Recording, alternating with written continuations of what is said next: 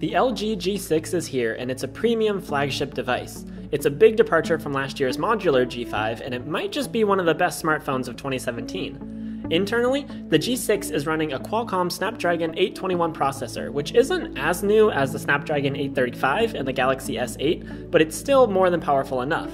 It also comes with 4GB of RAM and either 32GB or 64GB of storage, depending on your region. There's a 3,300 mAh battery on the inside that powers the device easily for a day, but not two.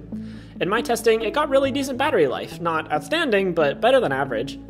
Physically, it's a sleek phone. It has a glass back made out of Corning Gorilla Glass 5, while the front unfortunately only uses Gorilla Glass 3. The sides are aluminum and kind of reminiscent of the Google Pixel. The back glass panel also loves fingerprints and will be covered in smudges very quickly.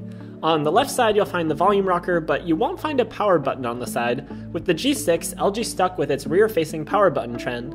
On the bottom of the G6, there is a USB Type-C port and a single, relatively weak speaker.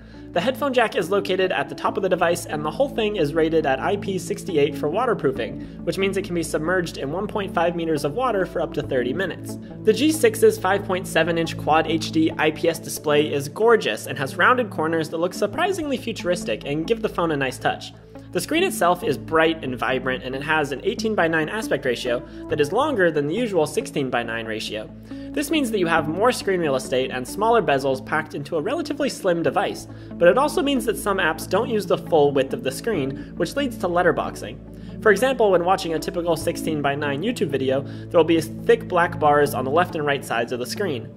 Still, the elongated format is great for scrolling through web pages or checking social media. And you can manually set apps to either use the 18:9 aspect ratio or display in a 16.7:9 ratio or a 16:9 ratio. As for the G6's cameras, there are actually 3 of them, 2 on the back and 1 on the front. The 2 on the back both have 13 megapixels, but one of them is a wide-angle lens. It captures an impressive amount of space ahead of you, but it also warps things around the edges a bit. The front-facing camera is only 5 megapixels, and it has the ability to switch to a wide angle as well. The camera software packs in a lot of different features and modes, like a square camera for taking Instagram photos and a pro mode for adjusting granular settings. On the software side of things, you'll find LG's version of Android 7.0 Nougat actually looks pretty good. It's certainly a brighter and more colorful take on the operating system, but it's still simple and intuitive. The home screen by default doesn't have an app drawer, but there are options in the settings to choose between the default home screen, a home screen with an app drawer, and a basic, easy-to-use home screen. Along the bottom are the software navigation keys. By default, you'll find the back, home, and recents button, but in the settings you can add or remove other buttons, like one for Q-Slide or one for Capture Plus. Q-Slide is an LG-specific feature that allows you to access certain apps from anywhere, and Capture Plus is an LG app for taking screenshots.